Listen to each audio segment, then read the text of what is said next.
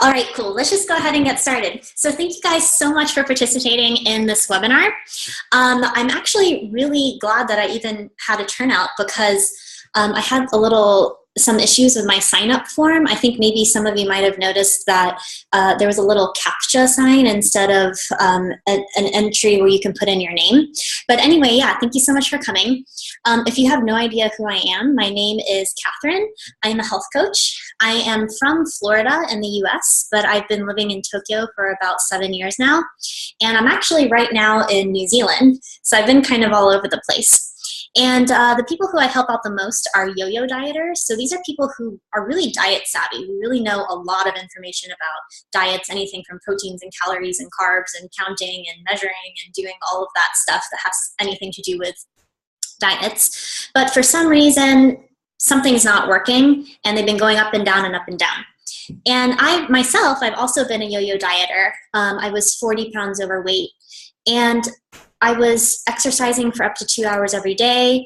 I was monitoring myself all the time, and I really couldn't understand why my friends were able to eat a piece of pizza and not gain any weight, whereas I was just kind of sitting there trying to measure everything and think about everything, and it was really frustrating because I felt like I was putting so much effort into something that wasn't working, and if anything, I felt like I had to do more work instead. So I'm a little unconventional in terms of being a health coach. My overall goal for people is not to just eat kale and apples for the rest of your life.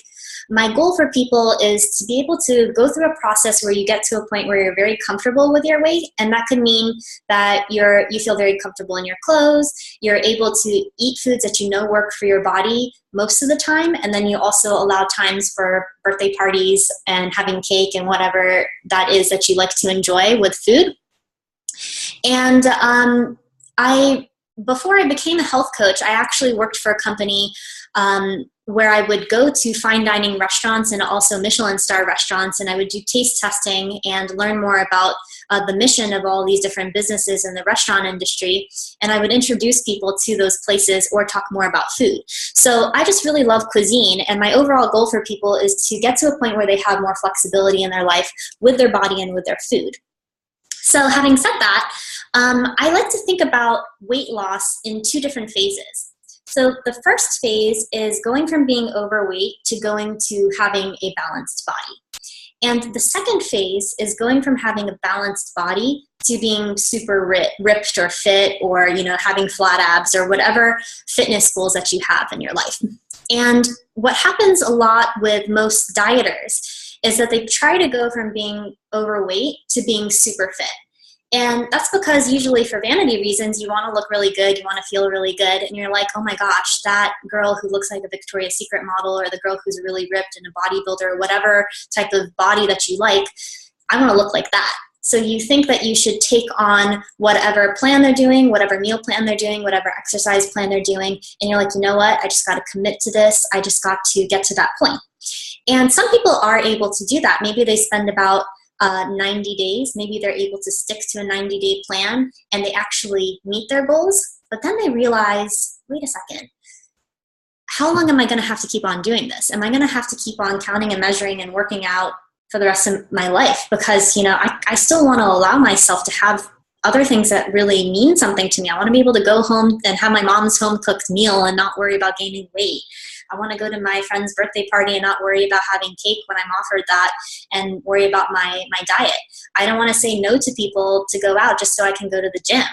These are things that it's kind of like the reality hits you when you actually meet your goal and you don't know how to go back to being comfortable with how you eat without this fear of gaining everything back. So that's what really creates the yo-yo cycle. So you go from maybe being overweight and feeling like you need to do something about it to actually doing something about it and realizing it's not really what you want. And you kind of wind up going past the point of feeling comfortable with your weight all the way back up to an uncomfortable weight. So that's essentially what I really want to help people with, is the first half of it, just getting to the point where they're at the balanced body. So the first thing that we're going to talk about is this whole concept of intuition and having an intuitive diet. So you'll probably notice that most diets fit into two different categories. One of them is logical. So you have like the meal plans let's say an 8-week meal plan plus a diet program and a fitness program that you have to do. And it's a step-by-step plan, which sounds really great because you feel like if you just follow the plan, that you'll lose the weight and then everything will be great. But then on the other hand, you also have a whole industry of people talking about intuitive eating, which is anything that's holistic. So for example, they tell you, oh, just eat healthy and see how you feel. So they tell you that you should have a little, mood journal and eat something and say, how did I feel energetic today? Did I feel great? And supposedly through this method, you should be able to find out what foods work for your body. And I liked that at first. I would try that. But if you're at this point where you feel like your cravings are out of control and you just want to stuff your face with a bag of cookies, then it's really hard to trust that your intuition is somehow going to make you lose weight when a logical diet wasn't even working for you the first place. So you're like, okay, well, if my logical diet wasn't working, then how am I supposed to participate in something that is? Hi, how are you? So yeah, if you want to go ahead and open the chat box, you can see on the bottom there's a little chat box, and then introduce yourself, and then we'll keep on going on. We're just talking about the logical diet and intuitive diet.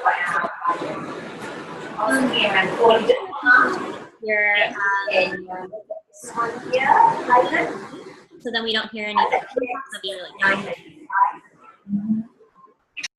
All right, thank you so much. Perfect. So right now we're talking about the difference between a logical diet and an intuitive diet. So again, an intuitive diet sounds really great because you feel like you're actually starting to ask yourself what it is that you want. But at the same time, you feel like, well, if I did all this plan and if I counted all those calories and I still didn't have anything work, how could I possibly trust my own intuition to get to the same goal? And if you think about it, the whole concept of an intuitive diet implies that we have this own ability to be at a natural weight. Somehow it's like deep inside of us, like we already know this, which means that if you're not doing it, then we either became detached from it at one point, or it means we need to kind of learn what our intuition really is. So how did we even become detached from our own intuition in the first place? And where I think it really comes from is a few things. So one of them is based on how you grew up. So let's say, for example, you grew up in a household where your parents told you that you always have to finish the food on your plate. And maybe you eat half of it and you felt just comfortable with that, but they're like, no, don't waste food. There's people who can't eat food and you're lucky that you can eat food, so you need to finish all the food on your plate. So now, even today, maybe when you're eating at a restaurant, for example, and they give you these really huge portions, you feel like you're obligated to kind of eat everything, even though you already know that it's way too much that you even wanted to have. So essentially, you're having two voices in your head. The first one is, oh, I'm feeling kind of full now. The second, and that is essentially your intuitive voice. That's the voice that's your body telling you that you should be stopping. But then you have the second voice that comes right after that, which is, oh, but I got to finish eating this. It's really bad to leave things behind. I shouldn't be wasteful. So this is just one scenario about some type of rule that was told to you when you were growing up that might be influencing how you eat now and keeping you from your own intuition. Another thing is rules that you have created for yourself. So let's say you did a diet maybe a few years back and it kind of sort of worked, meaning that you got results, but then you fell off the bandwagon and you feel like you should be doing it and it's been on your mind, but you haven't really been doing it. But maybe you've taken some rules from that and you kind of go by it now. So let's say, for example, you feel that a high protein, low carb diet works for you. So even now when you feel like maybe you're not really hungry, maybe you didn't really feel like you wanted to eat a lot of food, you feel like, oh no, I gotta make sure I eat this kind of ratio, otherwise I'm just gonna gain weight. So that's another thing that kind of creeps into our lives, are these rules that we have set up for ourselves from doing different types of diets. And if you think about it, the more you stick to a logical diet, the more meal plans you do, the more systems you do, the more exercise plans you do, the more you're actually pulling yourself away from an intuitive way of eating. Because maybe you felt like you didn't you didn't want to eat, but you're worried about not eating enough meals and keeping your metabolism going. Maybe you really hate a certain type of vegetable, but you're making yourself eat it anyway because you think vegetables are good for you. These are all ideas that we're hearing about from different experts or different, fitness industry or whatever it is that we're trying to incorporate into our lives, but it's actually kind of creating a barrier from being able to eat the way that we want to eat. So that is, those are some ideas of how we kind of pull away from our intuition. I also want to share just one more with you. This is one I really love to use. It's about being able to go to the bathroom. So for example, if you're dealing with constipation, maybe you've gone online and you're trying to figure out, constipation remedies. And you get bombarded with all of this information on Google on how you should have more fiber and how you should drink more water because that should help with constipation, right? Actually, a lot of people, if you just take one step back, they kind of don't let themselves go to the bathroom in the first place. So for example, maybe you are at work and you feel like you have to go, but you don't want to interrupt your meeting, or maybe you don't like public restrooms. Whatever it is, there might be some reason why you're choosing not to go when your body is telling you that you should. Maybe you feel like you'd rather not stop by somewhere. You'd rather stay in the car and go all the way home and wait until you get to the comfort of your home to go. Maybe you're out on a date with somebody and you don't want them to know that you're in the bathroom for a little longer than you should be. So all of these little kind of factors about how we feel in our environment and how we feel around other people are things that get in the way, or things that influence whether or not we're listening to our intuition and we're allowing ourselves to do what our body is telling us to do. So before you look into information on how to get rid of constipation through diet, one thing is to start asking yourself, okay, am I letting myself go? Am I actually honoring what my body is trying to tell me to do? So that is the first sequence that we talked about, which is how we even became disconnected from our intuition in the first place and how we can start to reconnect.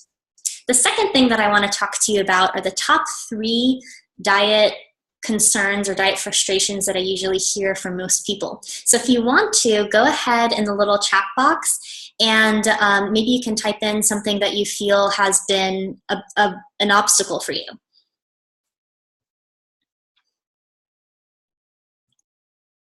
I'll just wait a little moment and let you guys fill that in.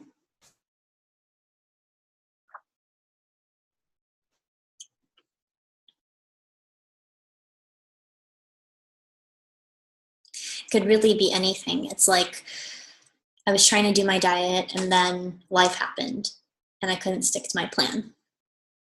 I couldn't do my diet and somebody invited me out Friday night for drinks and I told myself I wouldn't have alcohol, but I felt like I needed to live in the moment, so I had alcohol.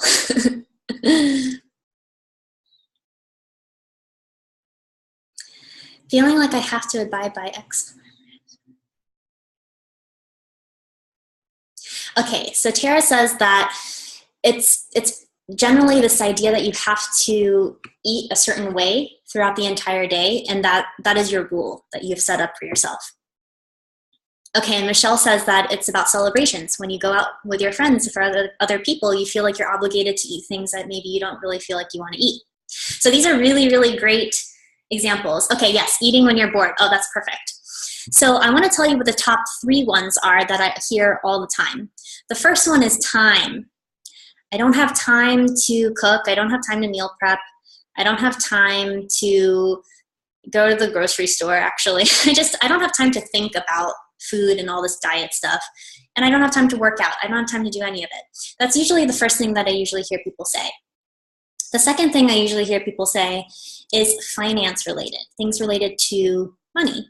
So this isn't about having money or not having money. It's about being able to justify healthy foods. So for example, maybe you've been to a healthy food cafe and you ordered a green smoothie and you found out that it has like 10 different organic ingredients in it, half of which are superfoods from the Amazon or something.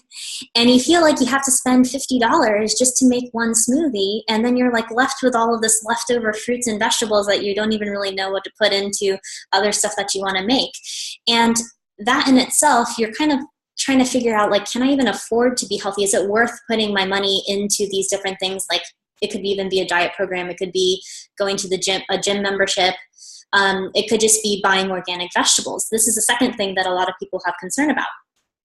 And the third thing is, based on what Michelle was talking about, is social interactions, anything social related. So it could be maybe that you're in a relationship and your partner wants to eat foods that are different from you. I had a friend of mine who used to be very dedicated to eating salads every night for dinner, but then once she got married, her husband wanted to make chicken parmesan with spaghetti every single night, and she felt like she had to eat what he was eating. And so we feel like we need to accommodate our partner. It could be maybe you have children. I remember that Jessica was saying that she has 4 children. So maybe you have a kid who is saying, mommy, I want to have pizzas for dinner tonight. And you feel like, oh gosh, I kind of got to give in to my kids every once in a while. And you feel like you're trying to accommodate what your kids want, what your person in your relationship wants. Yes, Sarah saying that her husband kills her food habits. Yes, it's so hard. Like when you're trying to interact with other people, someone is inviting you out to brunch, and you're like, gosh, I really want to go to brunch with people, but I don't know if there's anything I want to eat there. So basically, this whole social situation with other people is something that we feel is preventing us from eating how we want to eat. But you might notice that all 3 of those things have a very important thing in common. I'll let you try to guess what it is. I don't know if you'll say what I'm thinking, but try to guess what all 3 of those things have in common. So we have time, money, and we also have social related situations. These are the top 3 things that people talk about getting in the way of them being able to have a healthy lifestyle. Let me see. Mm-hmm. Life, yes, they are all life, definitely. Michelle says it's unavoidable. Yes. You're right. They're both life related. You know, they're things that you have to kind of go with the flow. Okay, I'll go ahead and I'll go with the answer. So the thing that time, money, and social related stuff have in common is that they have nothing to do with food. So for me, as a health coach, something that I usually get kind of confused about when I talk to people is, if your biggest concern is time, then why are you looking up how to count calories? Or why are you looking up a paleo diet? Or why are you looking up a vegan diet? Or why are you looking up, how to feel full with food that's low calorie? Whatever it is. Another thing I'm kind of confused about is like, well, if time doesn't really correspond with food, then losing weight and getting to a comfortable weight could actually be about time management. Losing weight and getting to a comfortable weight could actually be about communication. Learning how you want to talk to other people when you're in a diet situation. So you're trying to eat one thing, someone's offering you another. How can you actually say no with also feeling like that's the answer you want to say, and without feeling like you're being disrespectful to the other person? How can you communicate with your kids? You could be like, okay, you know what? We'll have pizza, but we're only going to have pizza once a week, or we're only going to do something, or, we're going to stop by along the way so I can pick up what I want to eat, and I'll let you get what you want to eat tonight.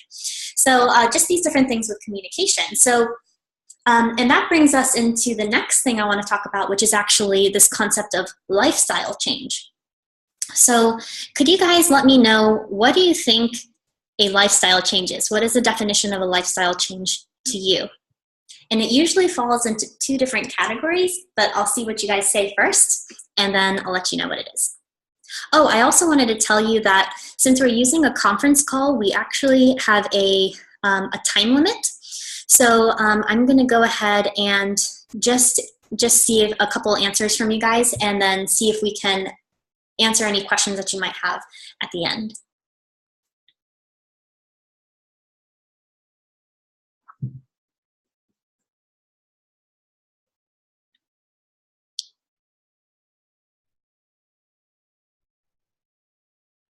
Intentionally changing certain daily habits for a long period of time. Yes, Tara. Does anybody else have one thing to say?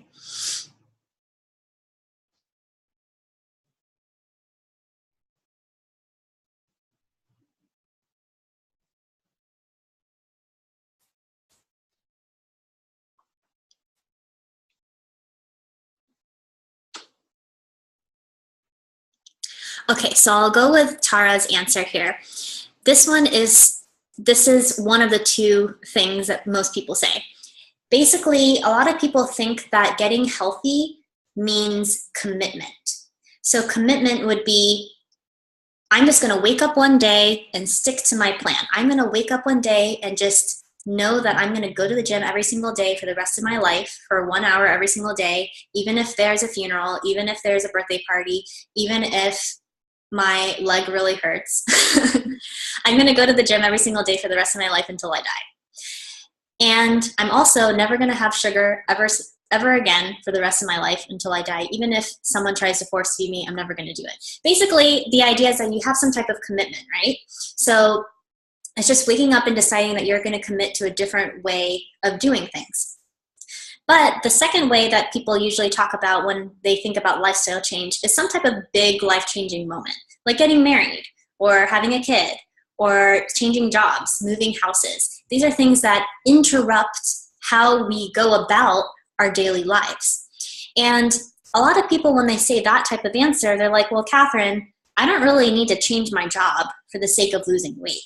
You know, if I want to lose 20 pounds, maybe it's just about eating more broccoli and not having a lot of bread. Maybe that's just the answer.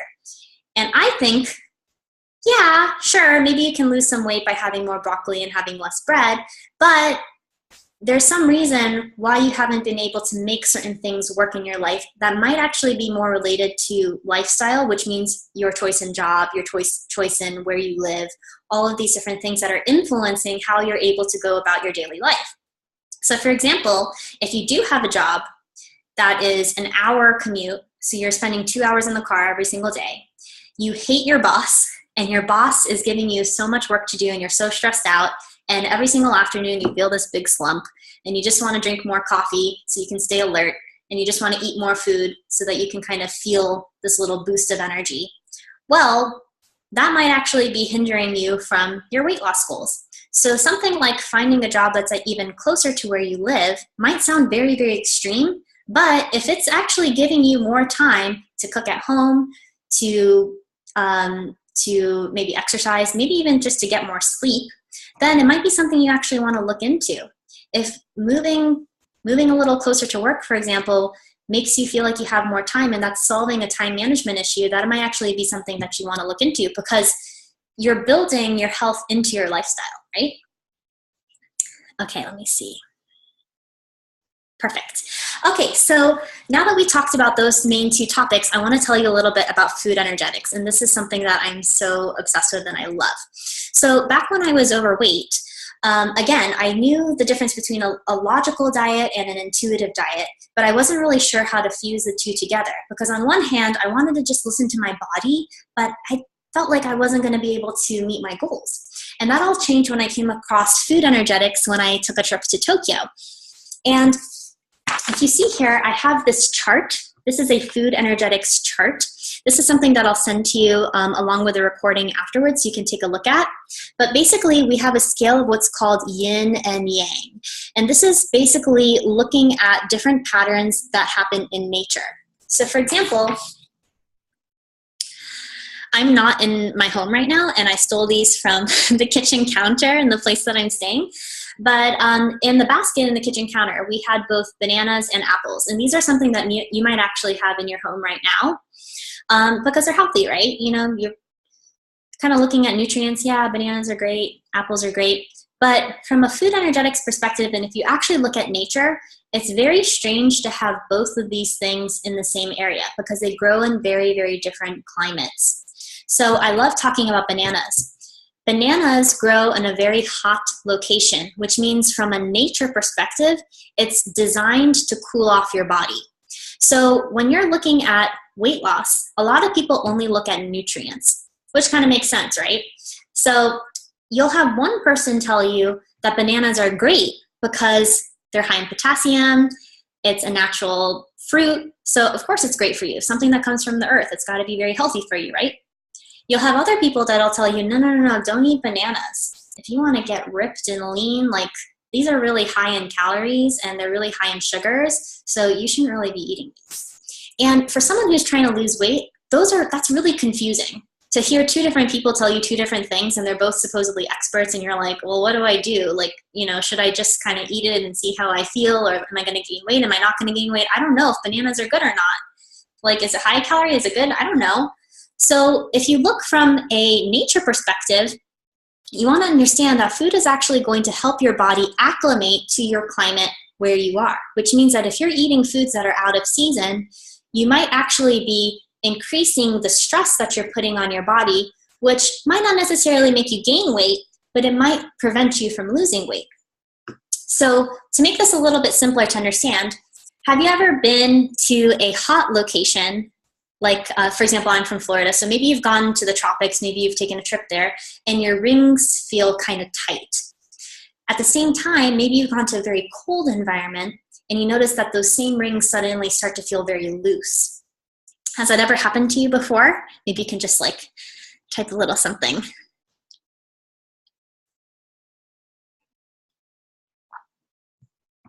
Yes, Tara. So when it gets really hot, your body expands. It's kind of like if you've ever gone to a facial before, they'll usually put a steamer on your face so it opens your pores up before you start doing a treatment.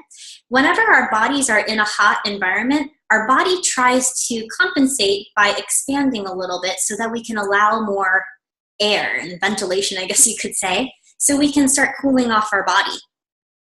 At the same time, when we're in a very cold environment, our body starts to contract a bit so it can hold in heat.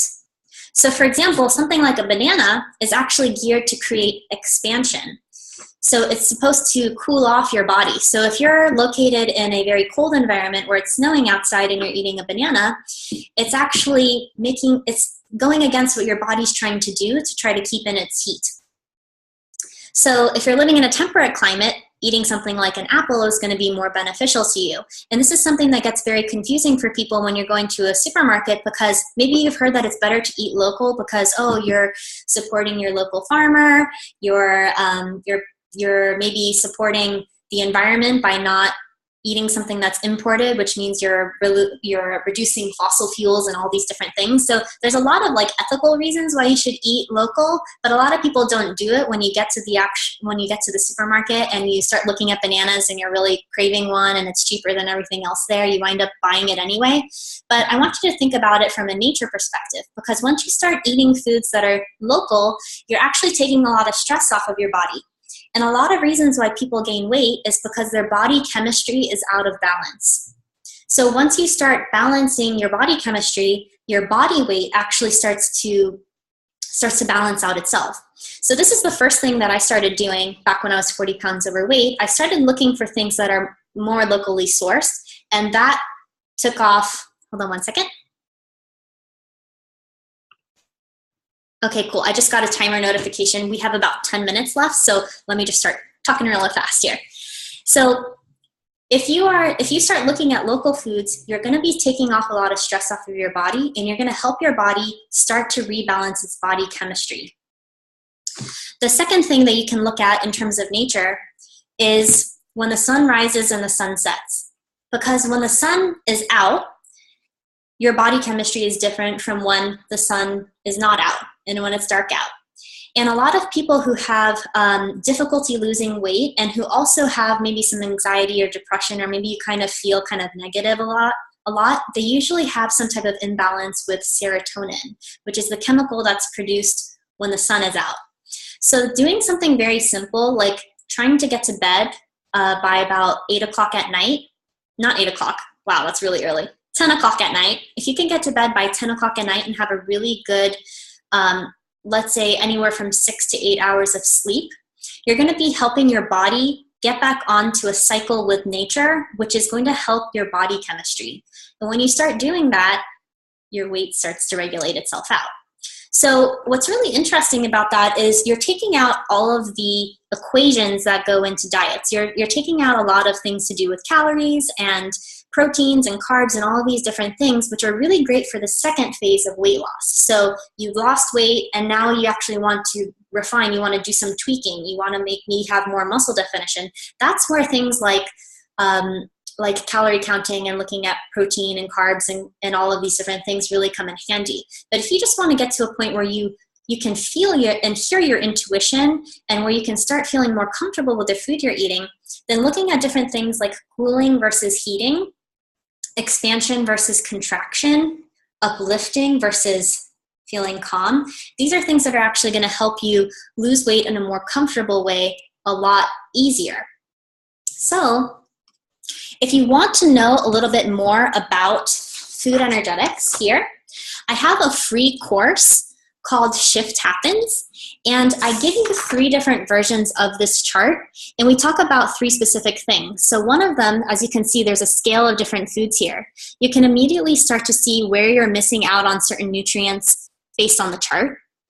The second thing that we talk about is how to overcome sweet cravings while still eating sweets based on using this chart. So for example, a lot of people who are trying to get off of sugar, they try to eliminate sugar. Whereas if you look at this chart, it might actually be easier to get rid of salty food, because if you eat a lot of salty food, you're probably going to crave sugar right after that. So it's kind of looking about the opposite and how your body compensates for things. And the third thing we talk about is how caffeine actually, how to have more energy when you feel like caffeine is not helping you. So let's say you have a lot of projects that you have to do, and you keep on trying to drink coffee or Red Bulls or whatever to make sure that you're awake and alert so you can do things, but you feel like you're actually more tired and you don't really understand why, and you want to have more energy, but you don't know how to have more energy when even the energy drinks are not working anymore. That's one thing that we talk about, using this chart on how you can have more energy even when the coffee doesn't seem to be working. So that is a free course that I have offered, and I'll give you the link afterwards. I also have a paid course called Food Boss. This one is for $197, and we have 5 different modules in it. The first one is on mindset. So a lot of the things that we talked about in this webinar thus far, we go into much more detail so that you can kind of see where your thoughts are and what things you might need to change to get into a different mindset so that you are more intuitive. We also talk about function. So basically how your digestive system works and how you can start choosing food specifically for you that makes sense with your body, not just some random thing that different types of diet experts say, because there's a lot of different theories out there and only one of them is going to work for you. We also talk about food energetics here, so we're going to go into more detail on the chart and how you can utilize nature to actually help you lose weight more intuitively and more comfortably than doing a lot of logical diets. And in the 4th module, we talk about, what is it called? 4th module, we talk about the difference between, oh gosh, I'm forgetting the word. Rituals, thank you. We talk about rituals versus habits. So if you have a lot of habits that you want to change, but some of them you feel really attached to, it's about identifying which ones actually have meaning for you that you want to keep in your diet, and which ones don't have any meaning at all that are going to be really easy to change. And the last thing we talk about is communication, which is something that's really, really important that gets overlooked when you're trying to make different changes in your lifestyle. So that's something that you can do in Food Boss. And we also have an online community on Facebook, which has girls from over 13 different countries. So it's a really, really great community. And you can talk to them as you're going through the course. So those are the 2 things that I offer. And do you guys have any questions about what we've talked about before, about lifestyle change, about intuitive eating, and also about food energetics? If you do, go ahead and type it there, and I'm just going to have a little sip of water.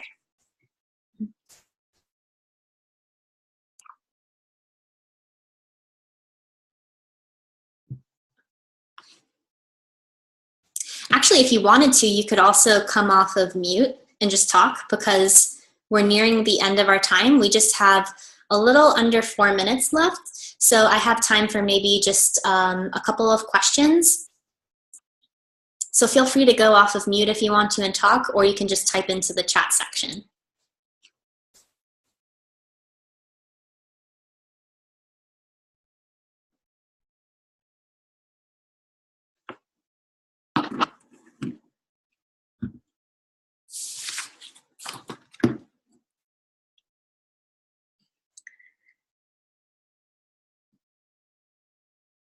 Where on the chart should I start? Oh, this is a really great question.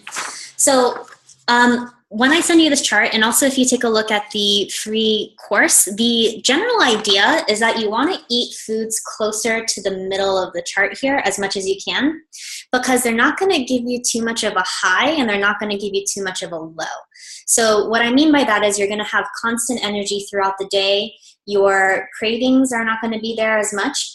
And once you start learning to eat foods closer to the center of the chart here, it's going to be easier for you to start incorporating foods on the chart that are in more extremes as your body has started to settle out and you're at a very comfortable weight. So the first thing that I would start with on this chart is to start looking at things closer to the center here. These are going to be the foods that are going to help you heal your body, become more intuitive, and also be at a very comfortable weight where you're just not thinking about proteins and carbs and calories and all of these different things. All right, is there anything else? We just have a couple more minutes here.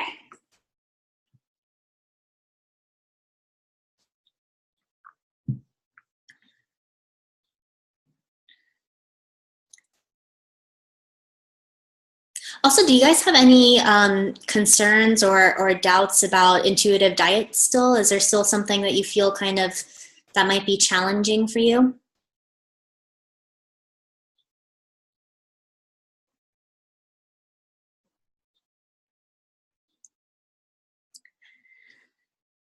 All right, so I'm going to assume that you guys are, oh, here we go. So do you have to track the foods you eat?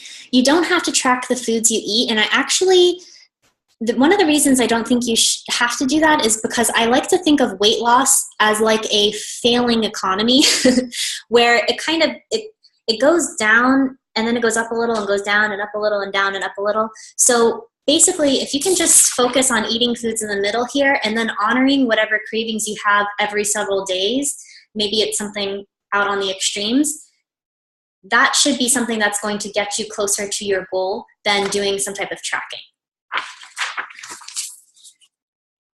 Okay, I'm just going to wrap up here and assume that you guys are not typing anymore because we just have a little bit less than a minute, so I might get cut off. But thank you so much for joining me live. And if you're watching the replay, thank you so much for that too. I'm going to include both of the links to the free version and also the paid version so that you can learn more about food energetics and how it can help you balance out your weight. And I'll also include this chart for you. So if you have any additional questions, feel free to let me know via email. You can just reply to the email that I'll send you afterwards in the webinar, and I'd be happy to answer anything individual. All right, so I'll talk to you soon. Bye-bye.